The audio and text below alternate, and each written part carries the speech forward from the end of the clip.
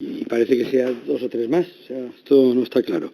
Licenciado en Derecho por la Universidad Autónoma de Madrid. Técnico superior de la Comunidad de Madrid por oposición. Desde el 86 ha desempeñado su trabajo en la Administración Regional y en cargos directivos de los ayuntamientos de Madrid, Boadilla, Alcalá de Henares y Coslada. Y una cosa que la gente las palabras latinas, es lo bien que nos lo pasamos tú y yo en cada elecciones.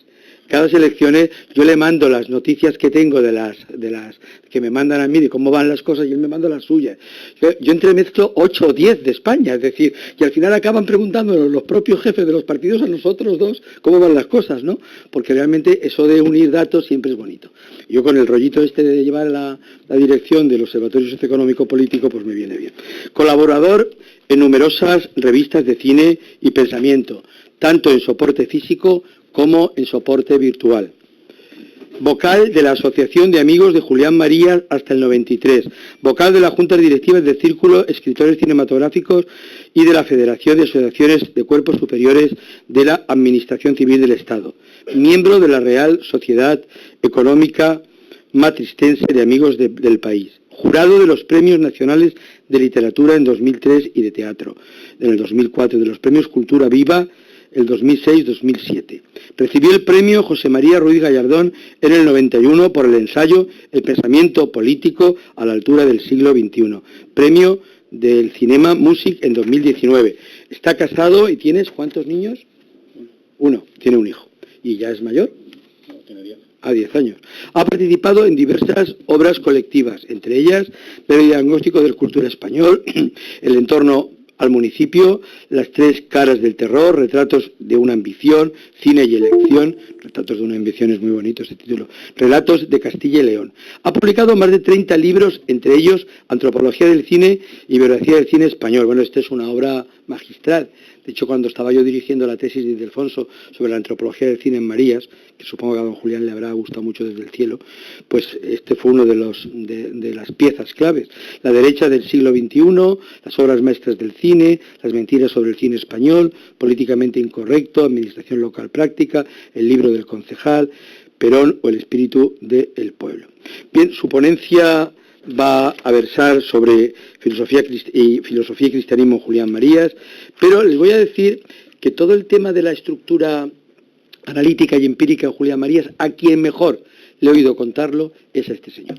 Muy difícil no tan difícil el entenderlo y tal, sino es una doble estructura de descubrimiento que si no es alguien que la haya desmenuzado muy bien y la haya vivido muy bien, uno no acaba de entender demasiado bien si son todas, si son pocas, si lo analítico y lo empírico tiene que ver, si tal. Yo que soy muy de entender y si no entiendo, no entiendo. Pues tengo que confesar que sigo aprendiendo cada vez que leo la antropología metafísica, no nada. De hecho, yo me tuve que acostar. Yo leí la antropología metafísica en Roma y me tuve que acostar 2 días. No sé si que estaba muerto o es que entró en mí una novedad tan grande que hizo que mi cerebro lo ungieran con una crema roja y todo fue diferente. Bueno, roja, azul o quizás verde, me gusta más el verde. Y que quizás eso hiciera que fuera un planteamiento a partir de ahí diferente de mis cosas y de mi vida. Bien, pues tengo una buena amistad, soy amigo de don Fernando. Me encantaría verle mucho más, tenerle mucho más cerca. Es una gran persona, es un hombre, es un intelectual, como la copa de un pino. Con ustedes le damos un fuerte aplauso, recibimos a don Fernando Barón.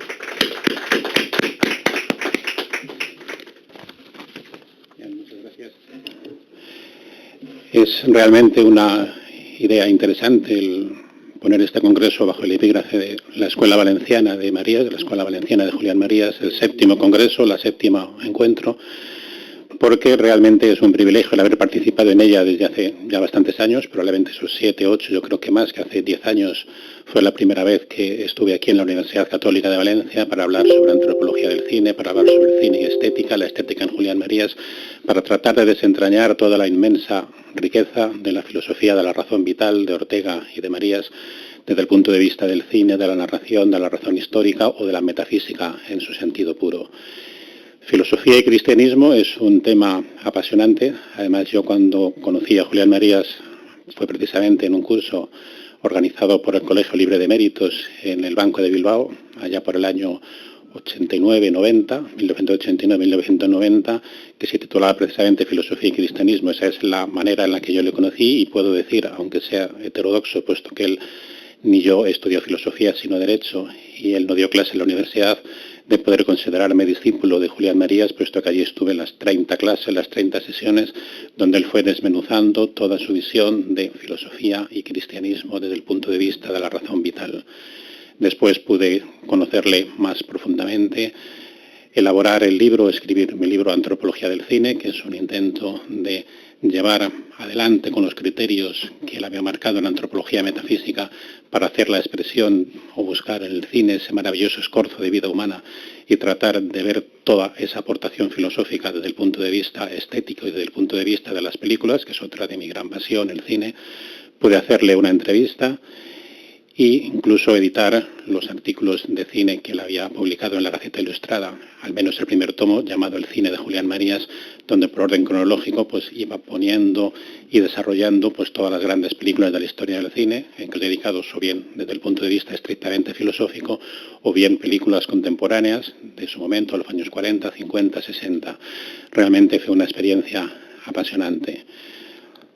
Filosofía y cristianismo. Julián Marías nos dice como inicio, ¿existe realmente una filosofía cristiana? ¿O qué es esa filosofía cristiana? Porque el cristianismo es una religión, la teología es el estudio de Dios, de esa religión, la teodicea, y sin embargo la filosofía parece que es otra cosa distinta. Por eso Julián Marías, en el curso, en su libro y en muchas de sus conferencias decía, realmente es un tanto incorrecto hablar de una filosofía cristiana como tal. Lo que hay son cristianos que hacen filosofía. Cristianos, como pueden ser protestantes o pueden ser blancos, americanos, españoles, es decir, cada uno dentro de su circunstancia personal, de su pensamiento, pues se enfrenta con criterio filosófico en esta nuestra materia a tratar de desentrañar y de dar respuesta a las grandes preguntas sobre la vida humana. Este es un punto de partida interesante. Y de este punto de partida, pues vamos a intentar desentrañar en esta primera parte, ver cómo se ha llegado a esa idea de Dios a lo largo de la filosofía. Uno de los maestros de Julián Marías, Manuel García Morente, tiene un libro maravilloso que se llama Lecciones preliminares de filosofía, que yo he leído varias veces y subrayado porque, aun siendo un libro de intensa filosofía, con un lenguaje asequible, va contando todas las grandes corrientes, todos los grandes pensadores de la filosofía, hasta llegar a Ortega y hasta llegar a la razón vital. Y lo vamos viendo como si fuera una película, como si fuera un argumento narrativo desde los griegos, cómo se va sucediendo uno a otro. Esto es muy importante y es otra de las grandes enseñanzas que siempre nos dio Marías. Para estudiar la filosofía hay que saber la historia, quién fue antes, quién fue después. Es una locura estudiar filósofos aparte, como parece que se hace en algunos planes de enseñanza, donde uno estudia a Platón, Aristóteles, Ortega, Heidegger, y parece que luego los puede mezclar, que no sabe cuál es la historia. Tiene que saber exactamente cómo ha ido la historia, desde que Tales de Mileto, en el siglo VII a.C., empieza a preguntarse sobre el pensamiento, que ahí nace la filosofía. Después Parménides y Heráclito, que son realmente los dos que marcan las dos grandes tendencias que siempre van en la historia del pensamiento, algo que queda firme, que permanece, como dice Parménides, o el mundo que está en permanente movimiento, como dice Heráclito. Realmente ese es el origen de casi todos los pensamientos posteriores, incluso pensamientos políticos. Si queda algo, uno es conservador, pero es conservador porque existe algo, pero después está abierto a todas las novedades, y eso viene de Parménides, mientras que Heráclito, ese eterno movimiento, parece que todo es relativo, que todo fluye, que todo aparece y desaparece y que no hay nada firme. Es casi el inicio del relativismo. Por eso tenemos que ir viendo esa filosofía como una gran corriente histórica, porque de uno viene del otro. Luego veremos más profundamente cómo Marías, siguiendo a Ortega, señala que la filosofía necesita tener primero una prefilosofía. Eso Ortega ya lo descubrió en 1921 en un artículo sobre la razón vital, donde señalaba que no consideraba una auténtica filosofía fecunda aquella que renunciaba a ser consciente y a estudiar su prefilosofía, es decir, los puntos, los fundamentos de los cuales vienen, que eso todavía no es filosofía, pero sin embargo es lo que sirve para después pensar. Esto aplicado al cristianismo, pues precisamente o esa filosofía cristiana que estamos tratando de elucidar, pues la prefilosofía es el mundo en el que el cristiano se encuentra, donde estará su pensamiento, donde estará su fe, sus creencias, y de ahí tratará de establecer, de buscar, de indagar con argumentos filosóficos, pues dar respuesta a las grandes preguntas.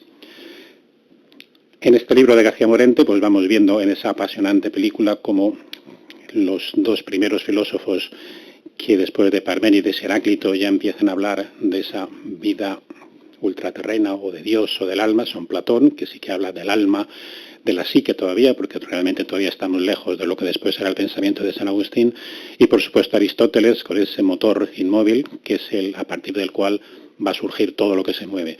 Pero sin embargo esto, aunque luego se ha cristianizado por Aristóteles, realmente todavía está lejos de lo que consideramos el pensamiento cristiano, puesto que ese motor inmóvil, como crea, simplemente da el movimiento, pero ¿quién la ha creado él? Luego veremos que la idea de la creación es una de las ideas que son realmente complejas de entender para el pensamiento griego. Y desde ahí de donde viene la gran renovación que la filosofía de la razón vital y la filosofía contemporánea puede dar para dar una nueva visión sobre el pensamiento cristiano, sobre la teología cristiana.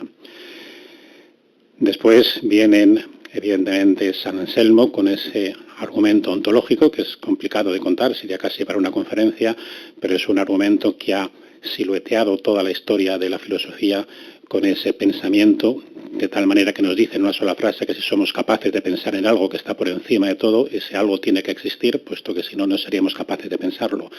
Es decir, aquello que existe, aquello que podemos pensar, tiene que existir. Esto lo desarrollaría después René Descartes, cuando habla pienso, luego existo, pero ahí vamos viendo en esa apasionante historia de la filosofía cómo nos vamos extendiendo entre el pensamiento idealista y el pensamiento realista y cómo la vida, el sentimiento, el espíritu parece que se nos escapa, incluido la idea de Dios. Porque aunque Descartes o Leibniz, con su teoría de las mónadas, de esos elementos esenciales que son irreductibles y que hay una armonía preestablecida que indudablemente nos lleva a Dios, pero esa racionalización absoluta de Dios, del pensamiento, de la fe, puede llevar a extinguir al mundo del espíritu, porque realmente lo confundimos con la existencia. Por eso ese mundo moderno que empieza con Descartes y Leibniz, cuando llegue a Kant, que también era cristiano personalmente, pero ya nos viene a decir que casi es imposible encontrar o creer a través de la filosofía. Tiene que ser la escisión, por un lado el pensamiento y por otro lado la fe. Y esto pues será al final negativo para ese pensamiento cristiano y para la escisión de ese mundo que hasta entonces parecía preestablecido, parecía perfeccionado por esa teoría del espíritu. Kant nos habla en la razón pura y en la razón práctica de todos, la metafísica, qué es lo que puedo saber, la moral, qué es lo que puedo hacer, la religión, qué puedo esperar, y la antropología, que es el hombre, los 4 grandes núcleos del pensamiento. Luego Ortega y Julián Marías lo reducirán, yo creo que de una manera acertada para el pensamiento contemporáneo, en los 2 grandes núcleos: quién soy yo y qué va a ser de mí. Porque realmente toda la filosofía, todo el sentido de nuestra existencia gira en torno a esas preguntas. ¿Quién soy? No puedo no tener la respuesta, pero me lo tengo que preguntar, ¿y qué va a ser de mí? Porque sin esas preguntas, pues realmente no estaríamos haciendo metafísica, no estaríamos haciendo filosofía. Llegado a este extremo, cuando ya en los siglos XVIII y XIX pues empiezan a aparecer de una manera tímida ese círculo de la vida, ese círculo de ese pensamiento que va a ir un poco más allá del idealismo. Julián Marías, en su tesis doctoral, que no llegó a ser aprobada, pero se publicó en un libro interesante, La filosofía del padre Gratry, que es un filósofo en principio oscuro, poco conocido, que él resucita, y que demuestra en ese libro que también, como un precedente de García Morente, el padre Gratry, en la primera parte del libro va delimitando y estudiando la idea de Dios en todos los grandes filósofos, desde los griegos a San Anselmo, a Duns Scoto, a Leibniz, a Descartes, hasta sus contemporáneos, demostrando un extraordinario conocimiento de la historia de la filosofía. Y además el padre Gratry ya deja entrever un cierto acercamiento a esa vida, a ese espíritu que realmente es lo que nos anima, que está por hacer. Es decir, que no todo es pienso, luego existo, no solamente es el ser, sino es qué es lo que voy a hacer con mi vida. Es realmente un precedente de esa razón vital, de esa razón histórica, como lo será Maine de Virán y lo será Dilthey, el precursor del historicismo, donde ya empieza a ver que el hombre no es ese hombre en sentido etéreo, porque el hombre es un hombre concreto en una historia concreta, en un país, en una cultura, en una civilización. Y hablamos de hombre porque también es clásico en la filosofía, y María se lo dice, y además hoy que está de moda, o de triste moda, hablar de los lenguajes inclusivos. Realmente hombre viene del latín, que es homo homini, y el hombre se divide en vir y en mulier, en varón y en mujer. Por eso cuando decimos todos los hombres, estamos refiriéndonos a toda la humanidad, a hombres y a mujeres. Mientras que si decimos todas las mujeres, pues nos referimos solamente a ellas, y si dijéramos los varones serían los personajes del sexo masculino.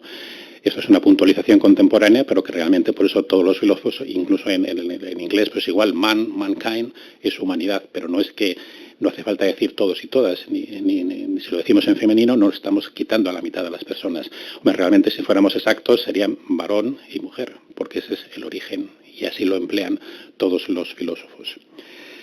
Pues estamos llegando a ese modo ya una vez pasado el padre de Gratry, llegado el siglo XIX, el siglo XX, vamos viendo que ese pensamiento religioso se va escindiendo en las teorías de aquel momento. Después de Kant tenemos a Hegel, que ya es el espíritu, el pensamiento después se politiza, la idea de ese espíritu que parece que no lo podemos aprender, que no podemos, que se nos ha ido de nuestra vida, y eso produce inevitablemente la angustia. Por eso en esa película de la historia de la filosofía, una vez que hemos llegado a una decisión radical entre el pensamiento y la existencia, pues ¿qué es lo que sucede? Que esa existencia nos produce angustia. Por eso Søren Kierkegaard, el gran filósofo y escritor danés, es el gran teórico de la angustia, el precursor de Unamuno, y después llegaremos a Martin Heidegger, donde habla de ese ser, de ese tiempo, un tiempo que se acaba y por eso también nos produce angustia. Ahí no es un precursor del existencialismo. ¿Qué es la angustia? Ese ser que va hacia la nada. Pero ahí nos falta algo, nos falta lo que un cristiano desde su teología, desde su teodicea, desde su prefilosofía, tratará de construir de una manera positiva, porque si no realmente el ser, si ya nos ha extendido en el pensamiento, pues nos encuentra que estamos ante el inmenso vacío de la muerte, ante el inmenso vacío de la nada. Por eso la filosofía negativa, pesimista, de esos grandes pensadores, evidentemente, como Martin Heidegger. Otros serán más positivos, como Max Scheler, que al menos habla de la axiología, de la teoría de los valores, pero vemos que se nos está escapando lo más importante, que es aquello que tenemos, que es nuestra propia vida. Miguel de Unamuno, otro de los maestros de Julián Marías, recogiendo esas teorías de Kierkegaard, sí que entra en el núcleo fundamental de lo que un cristiano tiene que pensar, que es la muerte, la vida perdurable, y eso es lo más importante. Unamuno llega a decir y a escribir que es lo único que le importa, lo más importante para cada una de las personas es qué va a ser después de nosotros, porque si todo se acaba, pues realmente el mundo queda como en un flash, porque vista la historia de la humanidad a través de milenios o muchos siglos, pues 80, 90, 100 años queda como una cosa minúscula que parece que desaparece, no hay nada. Por eso esa es la angustia de la muerte, la angustia de qué es lo que hay después, la agonía del cristianismo.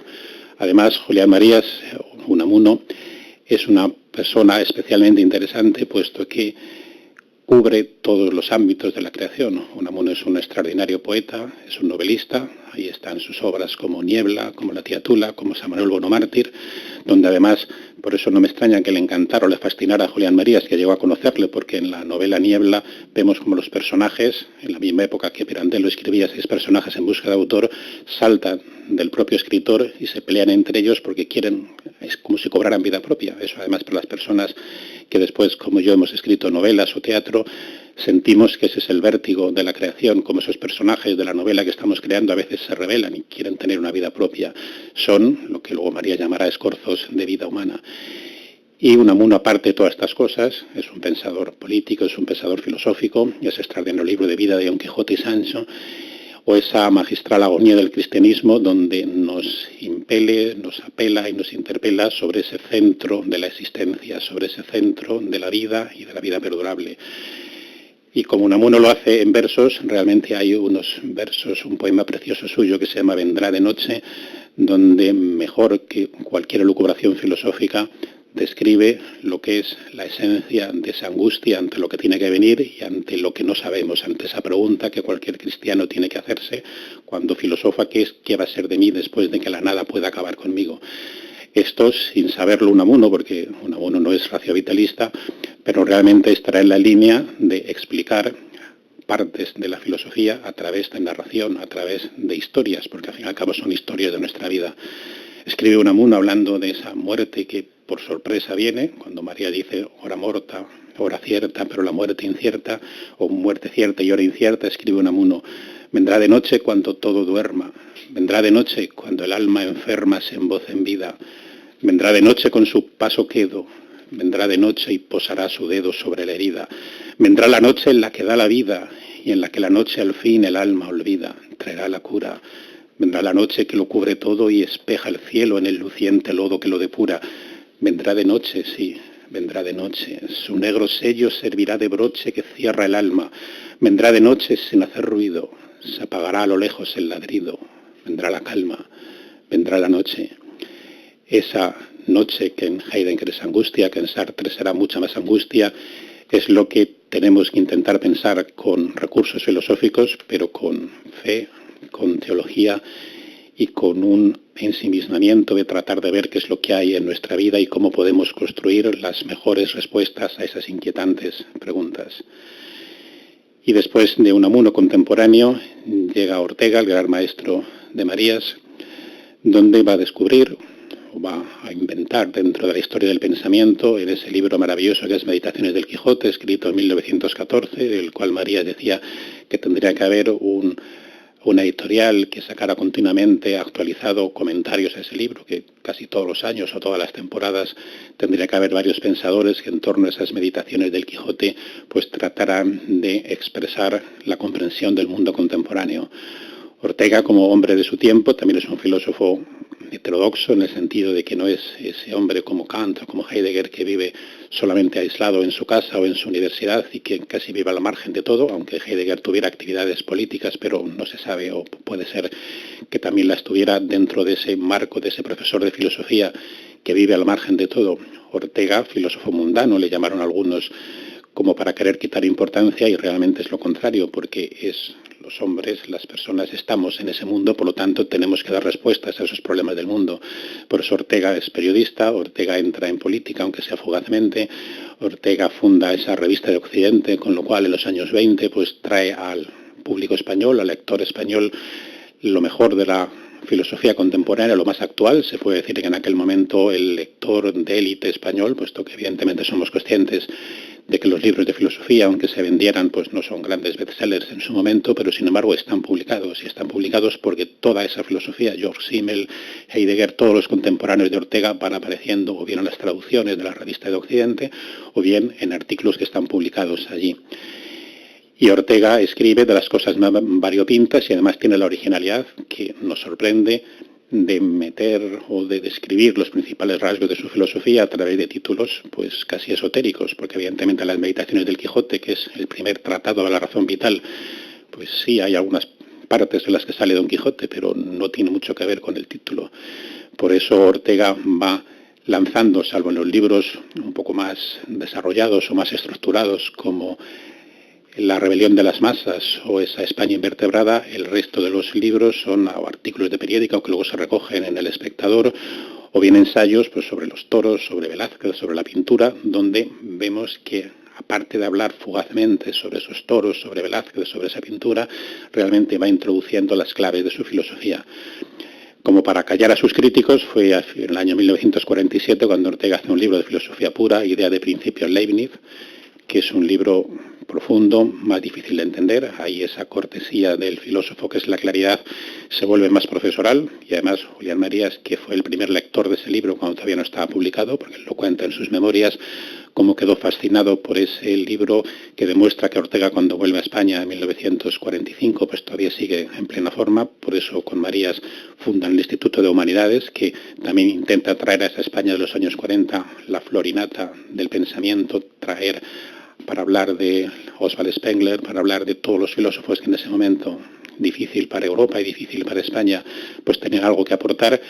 Y él en ese libro es como un ajuste de cuentas para decir, pues para que veáis que yo también sé hacer ese libro de filosofía estricto, complicado, donde aparte de hablar de Leibniz hablan de otras muchas cosas, pero ahí sigue desde un punto de vista exclusivamente académico.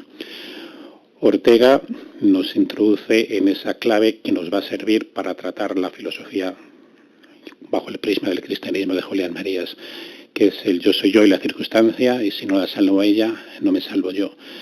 Eso es vital para entender esa nueva manera de entender el pensamiento, porque hasta ahora, cuando hablábamos del hombre, del ser, parece que hablamos en general, el hombre, los hombres, pero no, el hombre no es soy yo, varón, o eres tú, mujer, Y es a ti a quien te pasan las cosas, porque lo otro está bien para filosofar, para hablar de lo que les pasa a todos los hombres o les pasa a todas las personas, pero eso se nos escapa porque nuestra vida es nuestra. Y en segundo lugar está por hacer, porque la tenemos en el nacimiento, pero cada día, cada momento tenemos que tomar decisiones. Es una vida que está proyectada hacia el futuro como una instalación vectorial. Eso nos supone un cambio de perspectiva, porque entonces el hombre ya no es ese animal racional exactamente, sino de un sentido más propio sería el animal que tiene una vida humana, que es una definición original, pero que realmente es más completa, porque animal racional se nos puede quedar demasiado idealista o demasiado anticuado en ese sentido, animal racional, pero no, el hombre, ¿qué es el hombre? Es sí, la teoría de los universales, como que es la silla o que es el libro, pero el libro como tal existe solamente en el mundo de las ideas. Los libros son las novelas, los libros de filosofía, las obras de teatro que leemos, que están escritas y que las cogemos una a una. Es cierto que como idea de los universales, pues la desarrollamos y decimos, tenemos una idea genérica del libro, pues algo que tiene aquí unas tapas y unas páginas, pero ese libro se nos queda vacío. Es este libro concreto, Filosofía y Cristianismo, es aquel libro concreto, la Tía Tula de Unamuno, o Crimen y Castigo, o las Meditaciones del Quijote. Y ese cambio de perspectiva es decisivo para entender esta filosofía, sobre todo porque si lo desarrollamos, la siguiente fase es la razón histórica, y es que para contar esa vida estamos contando historias. Esto además lo utilizará Julián Marías para entroncar con la raíz del pensamiento cristiano, porque vemos que en el Evangelio no hay excesiva teología, salvo en algunos párrafos concretos, se nos cuentan muchas parábolas, se nos cuentan historias, porque a través de esas historias, con algo más que moraleja, porque son historias reales, no son historias artificiales, sino que son historias que nos pueden pasar, pues realmente conocemos a esas personas. Esto tiene una trascendencia considerable, por eso yo cuando he escrito biografías sobre artistas, sobre cineastas, sobre personalidades, es importante saber quiénes eran, es importante saber su biografía. No tanto los chistes o los cotilleos, porque eso queda en un segundo o en tercer lugar, no es tan importante, pero sí tenemos que saber pues las circunstancias de la vida de John Ford o de Unamuno o de cualquier artista para saber cómo se hizo esta película o cómo se escribió esta obra, saber quién era esta persona, quiénes eran sus padres, qué dificultades tuvo, eso es importante. Es más, es decisivo para comprender. Y nosotros, para comprender nuestros problemas, tenemos que saber dónde estamos, es decir, tenemos que saber dónde hemos nacido, de qué partimos para saber qué es lo que podemos desarrollar. Y esto nos recuerda o nos introduce ese tema que Julián Marías desarrolla en Antropología Metafísica, que hablaba antes don José Luis, de las instalaciones de la antropología metafísica, de la estructura analítica y de la estructura empírica, que leyéndolo con tranquilidad, pues yo creo que puede ser fácil de comprender, porque Julián Marías nos dice, cuando leemos la biografía de Cervantes, ponemos Cervantes nació en tal fecha, se casó. ¿No? Solamente de esta lectura hay cosas que se dan por supuestas. Damos por supuesto, no hace falta que lo diga la biografía, que Cervantes era un varón, que Cervantes pues se casó con una mujer que pudo tener descendencia, que nació en tal época y que en tal época pues nació en España en una época determinada y en esa época determinada pues había unas circunstancias, una batalla de Lepanto, una serie de elementos que eran previos a su existencia. Por eso Julián Marías llamará estructura empírica aquello que nos es dado, ya hecho, aquello de lo que no podemos renunciar.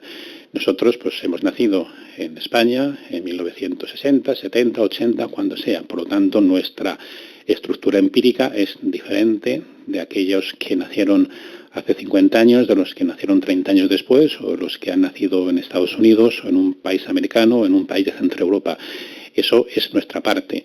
Evidentemente, somos varón o mujer, y eso también cambiará nuestra manera de ver la vida. Por eso Marías habla de la razón vital masculina y de la razón vital femenina, porque esa condición sexuada, esa corporeidad nos acompaña para todos los actos de nuestra existencia. Eso es la estructura empírica.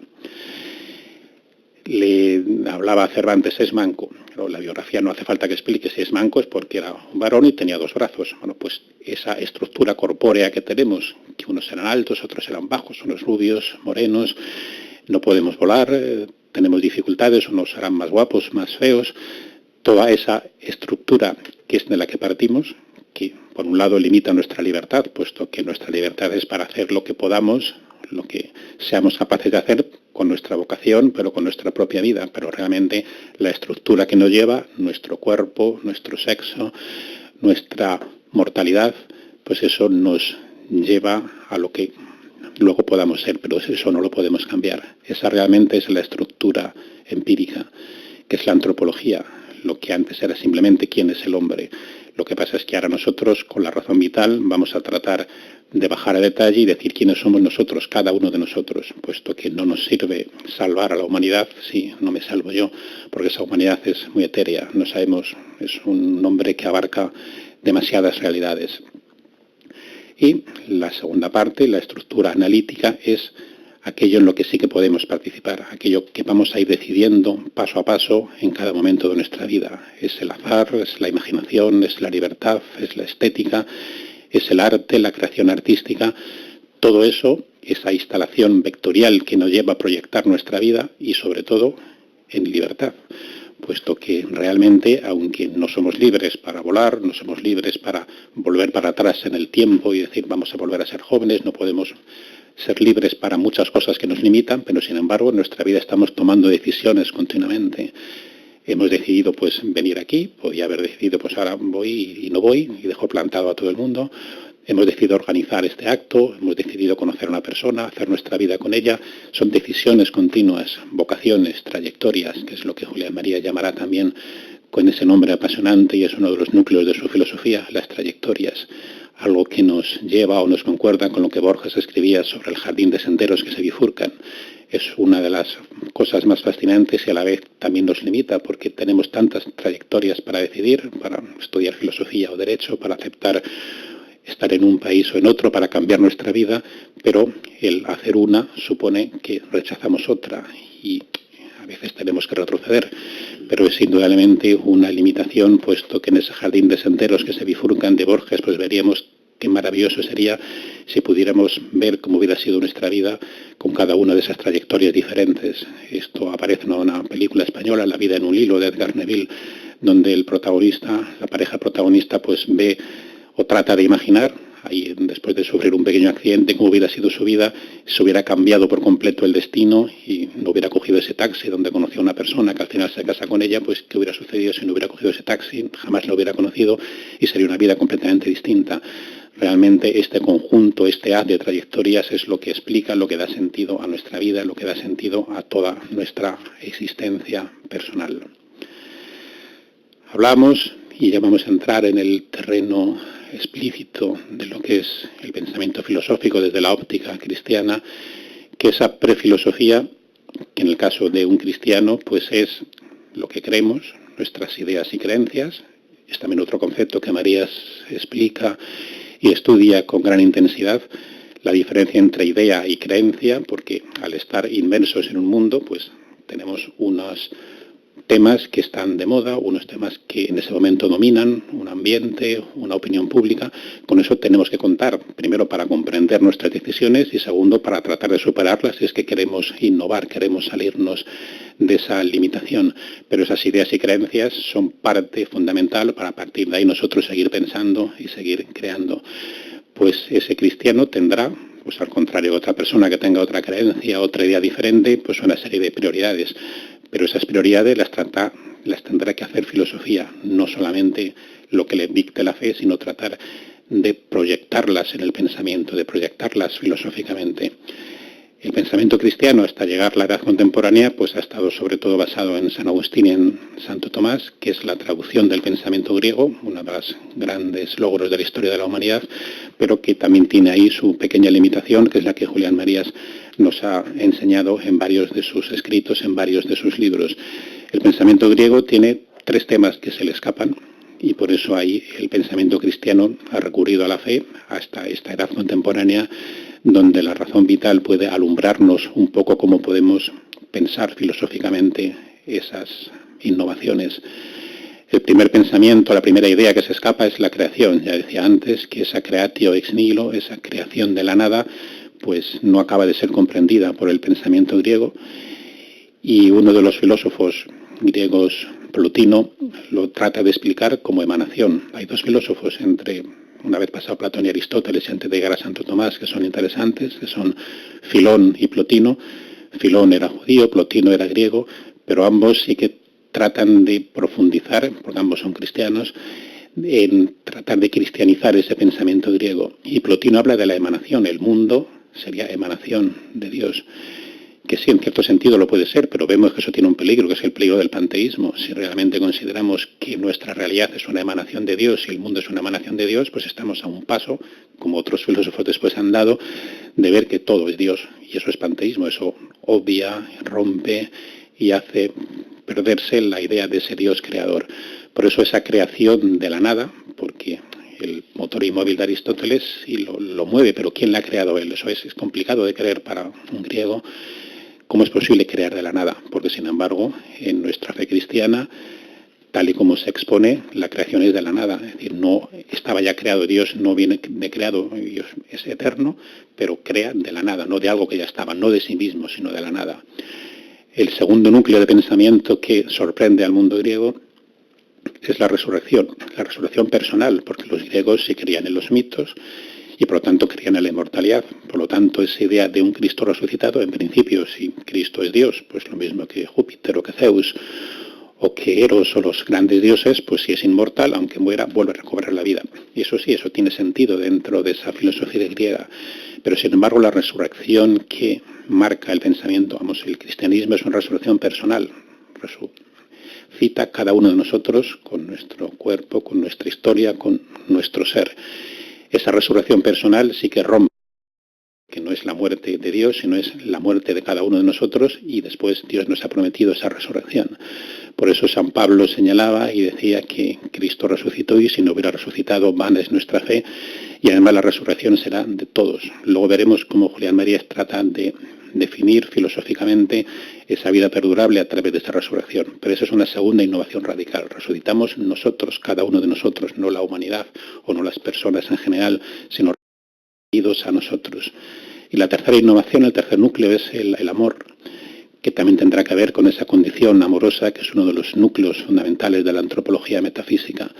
Efectivamente, según el cristianismo, Dios es amor, algo que también es difícil de entender para ese pensamiento griego, porque el griego lo más que entendería es el amor físico o el amor espiritual, Eros. Pues ya existe un Dios del amor, que es Eros, pero que Dios sea amor, es decir, que no sea solamente la palabra, soy la palabra, la verdad, la vida, pero amor, eso nos conduce a una realidad personal, porque si amamos no en general ese amor etéreo que no se sabe hacia dónde se realiza, sino amamos a personas concretas, a realidades concretas, pues vemos que ese Dios que se ha encarnado en la tierra es amor, y eso rompe esa filosofía griega. Por lo tanto, esa creación, esa resurrección personal y ese amor son las tres innovaciones radicales del cristianismo. Por eso esa antropología metafísica que Julián Marías define como la búsqueda de la certidumbre radical acerca de la realidad radical, pues va a tener como prefilosofía esa creencia que está en nuestra alma, que está en nuestro espíritu.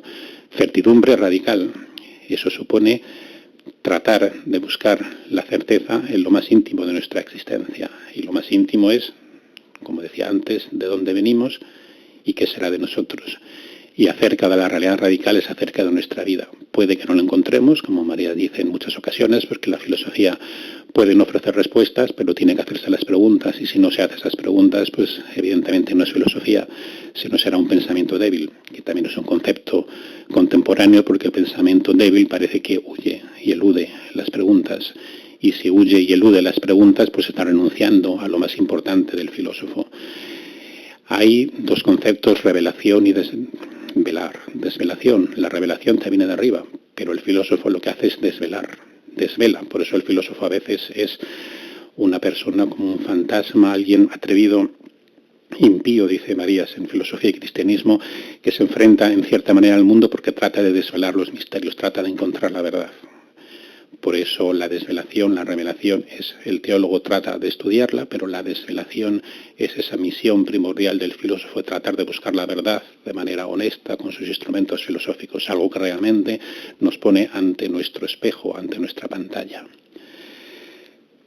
Y hay un momento especialmente emocionante que señala Marías, que es la fundación de Occidente. Lo habla de una manera simbólica, pero real. Hay un instante en la vida de San Pablo cuando le van a capturar y le quieren azotar. Y San Pablo dice, no, yo soy ciudadano romano y por lo tanto no me puedes azotar. Me puedes cortar la cabeza, me puedes condenar a muerte, pero apela a su ciudadanía romana. Y uno de los centuriones se le acerca, se queda un tanto sorprendido y comenta: y yo también soy ciudadano romano, lo conseguí por un precio, porque ya en aquella época pues se podía conseguir la ciudadanía romana pues comprándola. Y San Pablo dice: yo la tengo por derecho de nacimiento. María dice: es un instante sobrecogedor porque en ese momento se está fundando Occidente, porque es la primera vez en la historia donde aparecen nuestras tres grandes raíces: el derecho romano, el pensamiento, la tradición judía o el pensamiento judío, y el helenismo, el griego. Grecia, Judea y Roma, el derecho romano, Dios y el César, todo ello ensamblado en una sola frase. Ese momento es casi, María lo dice, aunque sea simbólico, pero eso está recogido en los Evangelios, es un instante real, pues es el acta de fundación del pensamiento occidental, en el cual todavía nos encontramos, el acta de fundación de Occidente, que no es ni más ni menos, y es ya grandioso, que el ensamble de esas tres tradiciones, de la tradición judía, del pensamiento griego y del derecho romano, todo ello fecundados por el cristianismo.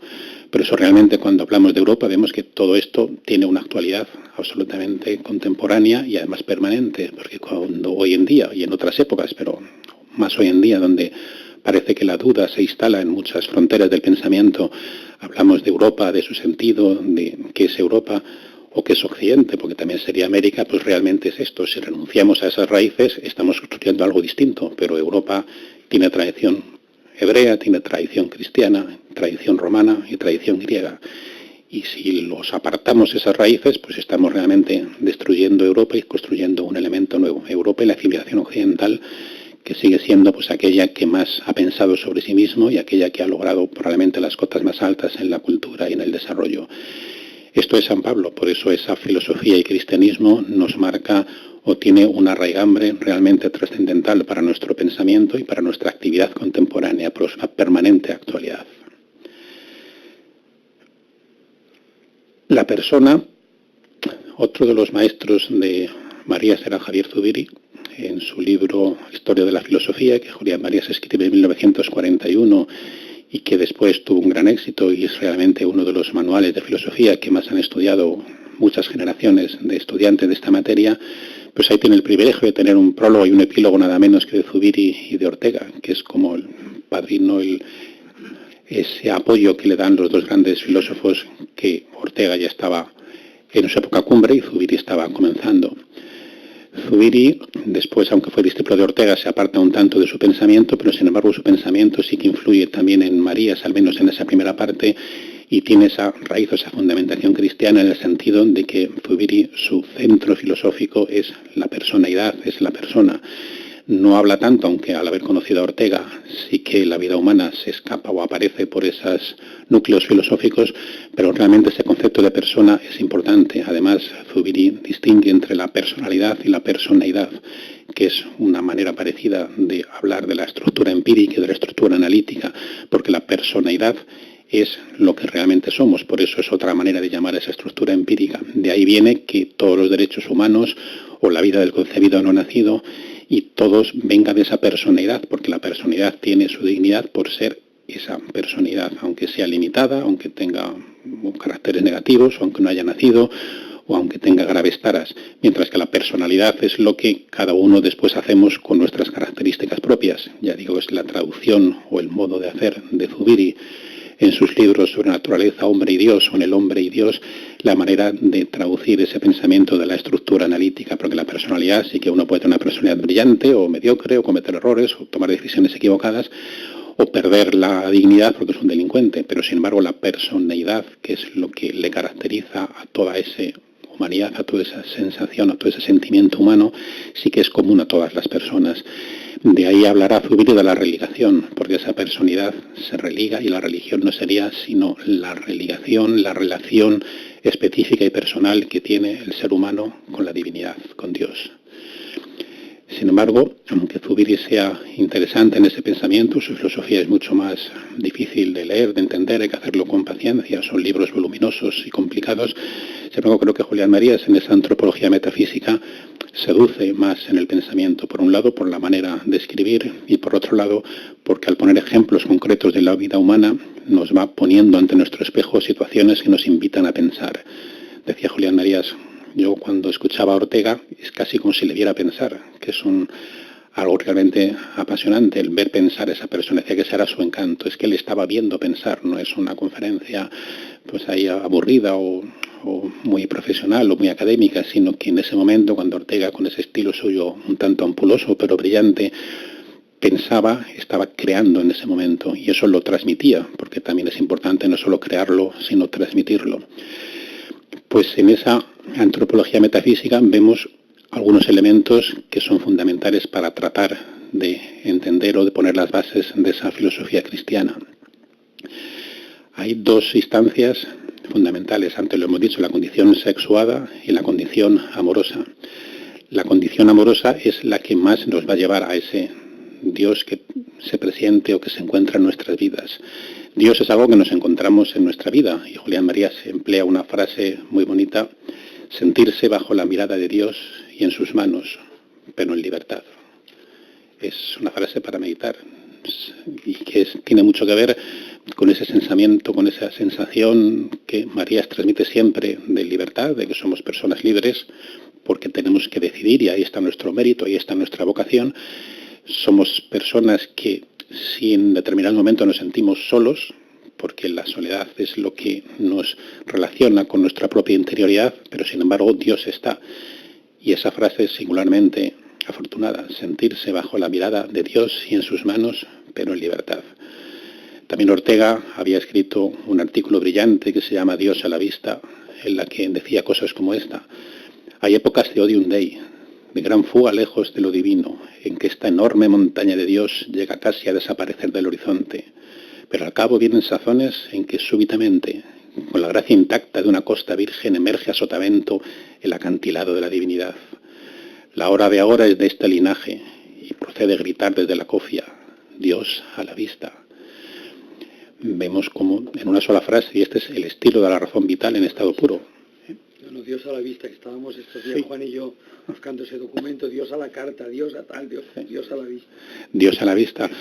Cómo en un puñado de frases se puede encerrar ese pensamiento filosófico. Esa es la razón vital puesta en estado puro. Lo mismo que yo he citado en muchas ocasiones otra frase de Ortega cuando habla de la soledad o del desamor. Dice: Soledad se fue ayer de Madrid y de repente la ciudad se quedó vacía y como exangüe. Parece una novela, pero sin embargo de ahí se deriva todo un pensamiento filosófico. Soledad se fue ayer de Madrid y la ciudad se quedó vacía. ¿Pero por qué? Pues porque Soledad pertenece a mi estructura vital, porque mi proyecto coincide con ella, porque estoy enamorado de ella, y al haberse ido, aunque fuera por un tiempo, la ciudad, que es la misma, pero sin embargo para mí ha quedado amputada, porque no está. Ahí vemos la teoría de la perspectiva, la condición amorosa. O sea, realmente ese ver, no ya en las parábolas, pero que tiene su origen, por eso hay una conexión entre esta filosofía y las parábolas del Evangelio, el no tratar solamente de explicar la filosofía con unos complejos estudios sobre la ontología, sobre la teoría del conocimiento, sino emplear estas frases de Dios a la vista o de Soledad se fue ayer de Madrid y la ciudad se quedó vacía, y a partir de ahí reflexionar, pues vemos como de una manera atractiva, de una manera literaria, pues podemos estudiar el pensamiento y respondernos o intentar respondernos a esas preguntas. Por eso no es de extrañar que Julián Marías, teatro, la poesía y sobre todo el cine, que es objeto pues de otros acercamientos y otras conferencias, pues el cine tenga una importancia decisiva, puesto que son escorzos de vida humana, el cine y la novela, y podemos realmente tratar toda una teoría de la vida, toda una teoría del pensamiento, del azar, de la imaginación, de la libertad, de la felicidad. Es imposible, necesario verlo con ejemplos cinematográficos o con ejemplos históricos y con ejemplos literarios. Ortega no es un filósofo cristiano, pero sin embargo su filosofía sí que puede llegar a acercar a ese raciovitalismo cristiano, y en todo caso, como decía Julián Marías, nunca apartó a nadie de la fe. Es cierto que Ortega pues dijo: siempre he vivido acatólicamente, no, pero respeto. Y hubo cierta polémica en los años 50 cuando trató de ponerse o de colocarse varios libros de Ortega, nada menos que en el índice de libros prohibidos, que por fortuna no llegó a final efecto. Y Julián Marías, pues en aquellos momentos complicados, escribió, pues se lanzó al ruedo para defender a su maestro y para defender también su propia filosofía. Hay un libro que se llama Ortega y las tres antípodas, donde Marías y donde se enzarza en esa discusión filosófica y trata de demostrar que Yo no conozco a nadie que leyendo a Ortega pues haya perdido la fe y sin embargo gran parte de sus discípulos pues somos cristianos, él sobre todo, pero también Zubiri y varios de los que estaban, no digamos García Morente, que también es contemporáneo. García Morente incluso pues se hizo sacerdote. García Morente era un filósofo laico, kantiano, muy brillante, que estaba en aquella Universidad de Madrid de los años 30, después fue objeto de las depuraciones cuando el Frente Popular llega en 1936 y en medio de la guerra pues sufre una crisis, casi como la caída del caballo de San Pablo, una escucha de música, una luz, y se convierte al cristianismo y se hace sacerdote. García Morente fue además el que celebró el matrimonio de Julián Marías con su mujer, con Lolita, pero murió muy joven, con menos de 50 años, pero el año 43-44, cortándose una posibilidad filosófica considerable, pero García Morente, en esa universidad donde estaba Ortega, estaba muy cercano a él, y realmente vemos que gran parte de sus seguidores pues han ido en ese pensamiento, en esa filosofía cristiana. Por eso Marías tenía razón cuando señala: yo con estos instrumentos filosóficos sí que puedo intentar ver, intentar comprender, intentar ir más allá de lo que ha sido el pensamiento cristiano hasta este momento. Y la otra parte, ¿quién soy yo? Pues ya vemos que es aquello que nosotros con nuestra estructura empírica seamos capaces de hacer a través de nuestra vocación, a través de nuestra libertad. Y después la otra gran pregunta de la vida perdurable. Julián Marías tiene varios ensayos donde trata de atreverse y él dice: es un atrevimiento, casi nadie lo ha hecho y probablemente esté equivocado, pero lo tengo que hacer. ¿Por qué no podemos imaginar esa vida perdurable? ¿Por qué el pensamiento cristiano hasta este momento se limita exclusivamente a decir la vida beatífica es la ver a Dios? Pero eso es, vale, está bien, pero parece como si el mundo se acaba. No, yo voy a intentar con mis instrumentos filosóficos que he ido llegando, con mi antropología metafísica, para tratar de dar respuesta a qué es lo que va a ser de mí. Y claro, su pensamiento es realmente apasionante, fascinante, porque dice: sí, Dios se ha hecho persona, se ha hecho hombre, se ha encarnado, y se ha encarnado en una vida completa, no en media hora, porque para encarnarse simplemente y haber sido hombre, pues le hubiera bastado con media hora hacerse ser humano y hubiera valido. Pero no, él desde el nacimiento hasta 30 años, hasta los 33 años, pues va viviendo toda una vida humana. Entonces dice: si esto es así, significa que nosotros en esa resurrección también tendremos que tener ese recuerdo de la vida humana. Y realmente esto vale que partimos de esta prefilosofía donde tenemos una fe, pero si nos circunscribimos únicamente a lo que es el raciovitalismo, vemos que sí que es razonable. Sería absurdo pues resucitar y no saber quiénes somos. Por eso la reencarnación es una tradición que se nos queda demasiado lejos, porque ¿qué más nos da? Si a mí me cuentan que me he reencarnado ya 20 veces, yo no lo sé, no lo recuerdo, pues no es nada. Repugna esa tradición del pensamiento occidental porque se renunciar a quienes somos. Y después hay otro elemento que es absolutamente trascendental para esa filosofía cristiana, que es cuando Cristo resucita con su cuerpo y le dice a Santo Tomás: toca mis llagas, toca mis heridas. Es decir, resucita con ese cuerpo, le reconocen, porque si no lo reconocieran, y si somos un espíritu vago, un espíritu etéreo, donde no reconocemos nada, donde simplemente vemos a Dios, como dice alguna teología, pues hemos perdido nuestra naturaleza humana, hemos perdido nuestra estructura, quiénes somos, no puede ser, o por lo menos sería irracional. Claro, María dice: ya sé que esto estaré equivocado, pero seguramente estaré equivocado porque me quede por debajo, porque será más apasionante, será más maravilloso. Por lo tanto, yo únicamente y tímidamente me atrevo a pensarlo, pero me atrevo a imaginarlo con los instrumentos reales. Si Cristo dice eso y yo resucito, tengo que conocer. Pero dice: tengo que conocer a las personas. Y cuenta la anécdota de Ramón Menéndez Pidal, cuando ya cercano a los 98, 99 años, le decía: María, veré a los juglares. Y María le decía: sí, pero a los juglares, siendo juglares, no 100 años después o 200 años después, tendría que ser viéndolo ahí. Y terminamos, ¿cómo podría ser esos dos elementos para esa vida perdurable? Pues primero, la simultaneidad de las edades, es decir, no resucitamos a los 2 años, a los 50, a los 80, sino que ahí estaría esa perfección, edades simultáneas donde se pudieran aprender todas. Y segundo, conocimiento, amor y realidad personal. Por eso María decía: yo veré a Lolita, estoy deseando verla allí. Por eso Gabriel Marcel decía: yo a quien amo no morirá jamás. El amor vence a la muerte, es una de las principales enseñanzas del cristianismo. Y bien, y para terminar, pues Julián Marías se encontró en el Juan Pablo II, en Rico en Misericordia, en una de sus encíclicas, pues esa novedad sobrecogedora que llama él antropológica, donde dice casi por primera vez en el pensamiento cristiano, en una encíclica del Papa, encuentro esa visión personal, histórica y biográfica que él estaba deseando encontrar. Por eso queda fascinado intelectualmente también por la figura del Papa. Y dice, en ese ricos en misericordia, nos dice que la misericordia es el amor, pero es un amor personal y es un amor biográfico. Y ese amor consiste en la fidelidad. Y la fidelidad es ser fiel a sí mismo, fiel al proyecto, fiel a nuestro ser. Y eso es lo que él, en su antropología metafísica, ha estado viendo en numerosas ocasiones. En suma, y terminamos, Julián Marías resume, la encarnación no es sólo la asunción de una condición o una naturaleza, sino la realización por Dios de una vida humana, la vida de Cristo. Y en esa vida humana es también la nuestra, la de cada uno de nosotros. Ahí está realmente la pasión de pensar y la pasión de encontrar las respuestas a los grandes interrogantes del ser humano.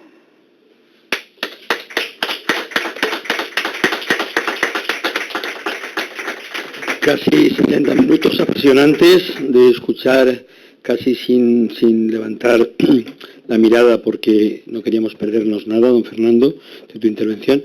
Vamos a tener unos minutos breves de poder preguntarte quien se haya dentro del pensamiento, y después hay una horchata preparada para eso, que don José Alfredo no se vaya sin tomársela. Hasta luego, hasta la gracias por su presencia. Vamos a ver, yo querría, porque he seguido mucho y tengo las conclusiones preparadas ya para el final del encuentro, y quería meter esa parte de las conclusiones. Julián Marías muestra la racionalidad de la fe con argumentos filosóficos. Esto es muy importante, es decir, el Vaticano I, donde dice que desde la razón natural se puede acceder a Dios, y efectivamente la analogía es el principal argumento que podemos tener, Julián Marías lo muestra, y lo muestra con la innovación radical de la realidad, es decir, definiendo a la persona como esa innovación radical, que hace que el hombre no se pueda reducir a realidades dadas, ni a la genética, ni al medio ambiente, ni siquiera a Dios, que es su creador, al que le puede decir que no. Por tanto, es nuevo y de la nada, esa acepción del diccionario, creación nuevo y de la nada. Es nuevo y es nilo. Pero hay una cosa que fascina, que hoy en esta ponencia no se ha tocado, pero sí se ha tocado la tercera, y por eso estoy preguntando esto, y es que si creemos en el argumento intelectual, al menos es un argumento intelectual serio para la creación, ¿por qué no, que lo has tocado de pasada, por qué no creer también en la segunda innovación radical de la realidad, que es la resurrección, donde la carne se une a la persona y también con la misma posibilidad Dios la recrea? Pero luego has hablado, y esta es la pregunta, de la tercera innovación de la radical, que la has llamado el amor. Entonces, mi pregunta no es no ver la tercera, que la veo, veo la primera, la segunda y la tercera, que esto tenemos detrás un artista que podría, de alguna manera, la tercera innovación radical de la realidad, ¿no? Que eso probablemente no esté en el pensamiento actual tan difuminado. Esta se llama el amor. Y mi pregunta es, ¿el amor no sería la primera? Es decir, si el amor es Dios y desde ahí ha hecho posible todo, porque Dios no tendría necesidad de creación, pero como es amor, ha querido compartirse con nosotros, ha hecho la primera. La segunda, porque claro, tú al amor lo estás incluyendo aquí en la dimensión de la eternidad, ¿no? En el mantenimiento permanente, que también tendría sentido, ¿no? Pero que úneme un poquito, simplemente decir, ¿por qué le has llamado la tercera innovación radical de la realidad? La primera y la segunda la teníamos muy clara. ¿Por qué esa tercera no es la primera? No es la primera, no es el concepto de Dios, que es amor, y justamente desde el amor crea y desde el amor recrea, la segunda recreación, de la muerte de la carne porque la vuelve a recrear, si realmente Julián Marías, ¿dónde lo expresa, dónde lo dice él de fórmula, que el amor es la eternidad, y por tanto el planteamiento de que yo no puedo entender estar enamorado de alguien si no es eternamente, y por tanto es el principio vital de mantenimiento por eternidad siempre? Un poquito esa sería mi pregunta. Sí, pero no es fácil porque le podríamos dar la vuelta en el sentido de que el último es el primero, es como cuando contamos los tres aspectos fundamentales y dejamos el más importante para el final. Digamos que podemos invertir, y el amor es lo que hace la creación, porque es lo que le decide a Dios hacer esa creación, que podría no haber sido, y después la resurrección. O sea, realmente, Julián Marías, o en un sentido teórico pues dice... Además, perdona, Fernando, además ese mismo argumento lo utiliza Marías para decir que la persona es pero podría no haber sido, que es el mismo que acabas de utilizar tú. Podemos ser, pero podemos de amor. No haber sido. Porque, claro, esa es esa duda esencial, que si es negativa nos lleva al existencialismo, por qué somos y por qué no somos, pero no estamos fatalmente, podemos no haber existido.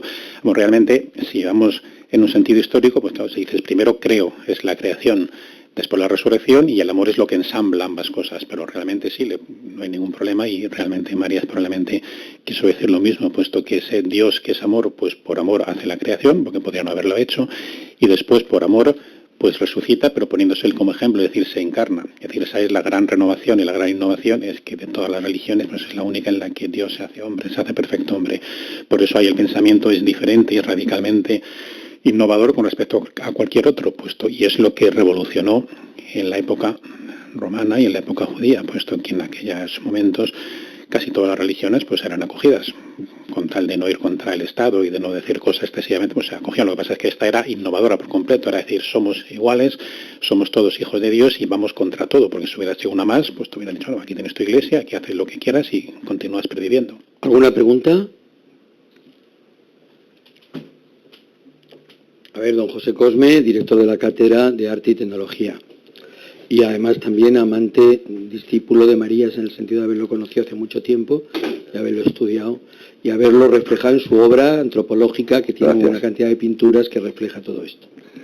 Bueno, muchas gracias por la conferencia y además también por esa habilidad, como decía de Ortega, de poder transmitir las ideas de una forma agradable, ¿no? y fácil de comunicar, que siempre es muy de agradecer. Mi pregunta sería sobre estas cuestiones que acaba de decir José Luis, de el posicionamiento, ¿no?, de estas innovaciones radicales de la realidad en un primer, segundo orden, más uniéndolo con lo que también ha dicho de esa resurrección o esa vida después de la muerte que asume todas las edades, ¿no? La cuestión sería la dimensión espacio-tiempo. ¿Cómo trata Julián Marías la dimensión espacio-tiempo en relación a esa existencia actual en la que estamos, que se une también a esa existencia en la que estaremos, o a lo mejor ya estamos siendo partícipes, ¿no?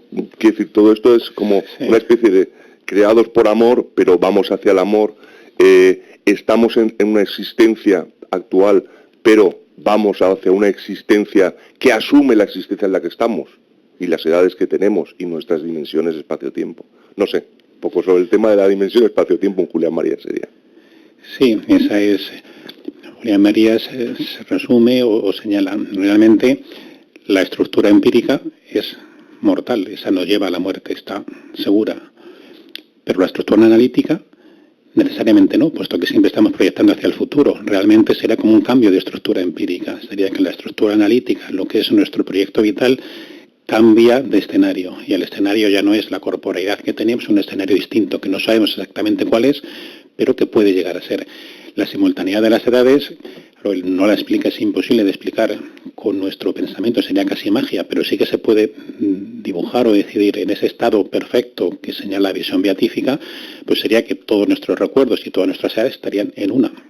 Los teólogos han estudiado esto en alguna ocasión. El propio María señala que hubo alguien que dijo pues los 33 años, porque es la edad de Cristo, pero bueno, es un poco absurdo, porque hay gente que llega más y otros que no llegan, o sea, eso no puede ser.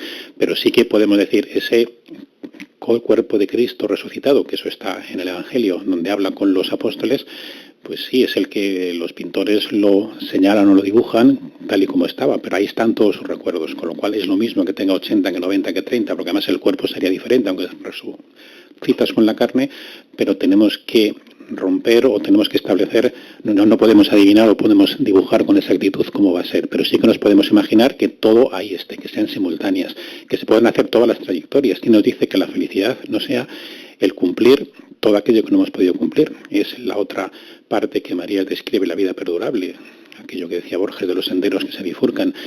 Si esa vida perfecta o beatífica no es la culminación de todo lo auténtico de nuestra vida, aquello que no hemos podido realizar.